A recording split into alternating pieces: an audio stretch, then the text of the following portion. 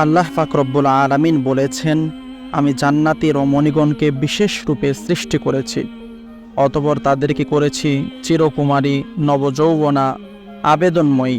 সূরা ওয়াকিয়া। জান্নাতি হুরদেরকে আল্লাহ তাআলা মিশক ও জাফরান দ্বারা সৃষ্টি করেছেন, আবে হায়াত দ্বারা খামির তৈরি করেছেন। উল্লেখ রয়েছে যে জান্নাতে দেখতে ইয়াকুত ও মারজান পাথরের মতো মসৃণ হবে। তাদের সৌন্দর্যের কারণে হাড্ডির শিরা উপশিরা পর্যন্ত দৃষ্টিগোচর হবে। বেহেশতি পুরুষের জন্য আয়নার কোনো প্রয়োজন হবে না। হুরের সর্বশরীর, মুখ, বুক ও চেহারা নুরানি আলোতেই তাদের আয়নার কাজ হয়ে যাবে। আকাশে বড় উজ্জ্বল তারার চেয়ে হুরদের মাথার চুল বেশি উজ্জ্বল ও পরিষ্কার হবে।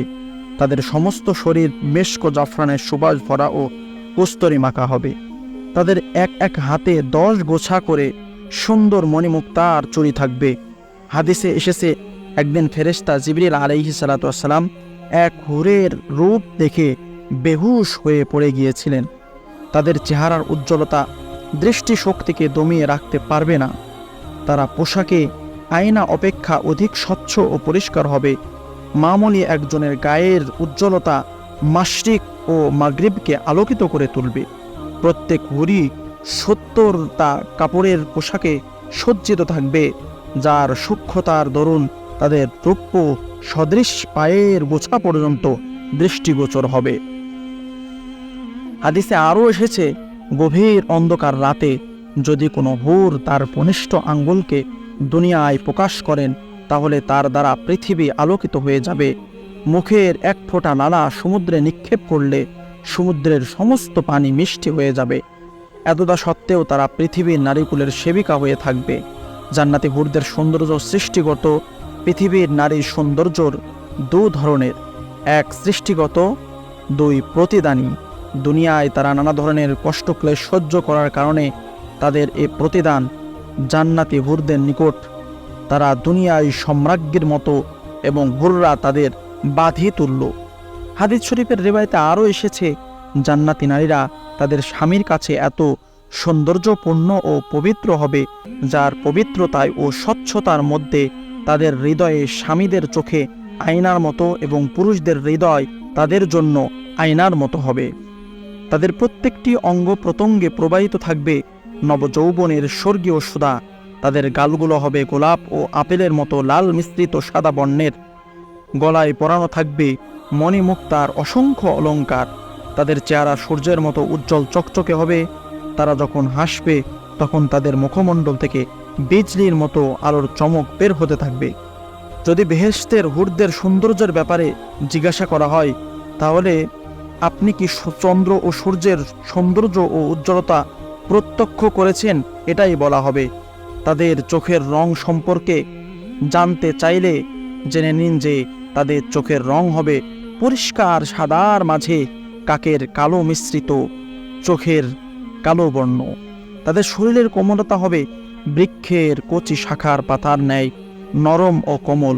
আপনি যদি তাদের শরীরের রং সম্পর্কে জিজ্ঞেস করেন, তবে জেনে নিন যে তাদের শরীরের রং হবে প্রবাল ও পদ্মরবের মতো সুউজ্জ্বল। জান্নাতি মুমিনদের জন্য রয়েছে সচ্চরিত্রা সুন্দর রমণীগণ। তাদের বাহিরের সৌন্দর্যের সাথে সাথে অভ্যন্তরীণ চরিত্রও হবে অত্যন্ত সুন্দর ও পবিত্র।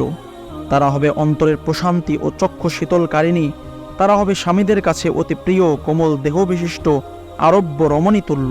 সেই রমণী সম্পর্কে আপনাদের কিরূপ ধারণা? তিনি যখন তার স্বামীর চেহারার দিকে তাকাবেন, তখন তার হাসিতে জান্নাত আলোকময় হয়ে উঠবে। যখন তিনি এক প্রাসাদ থেকে অন্য প্রাসাদে গমন করবেন, তখন আপনি দেখে বলবেন, এই তো সূর্য তার কক্ষপথ ছেড়ে এখানে চলে এসেছে। যখন তিনি তার স্বামীর সাথে কথা বলবেন, তখন কতই না সুন্দর হবে সেই কথোপকথন। যখন তার স্বামীর সাথে আলিঙ্গন করবেন, তখন কতই না সুন্দর হবে সেই আলিঙ্গন। হুরিরা যখন গান গাইবে, তখন কতই না সুন্দর হবে সে গানের কণ্ঠ। মোট কথা, জান্নাতি ব্যক্তি তার স্ত্রীকে নিয়ে চরম আনন্দে দিনাতিপাত করবেন। জান্নাতের স্ত্রীদেরকে তাদের স্বামীগণের পূর্বে কোনো মানুষ বা জিন স্পর্শও করতে পারেনি, কল্পনাও করেনি। যখনই তার দিকে তাকাবেন, আনন্দে মন ভরে উঠবে। যখন কথা বলবেন, ছন্দময় মিষ্টি কথা দ্বারা হৃদয় ভরে দিবেন।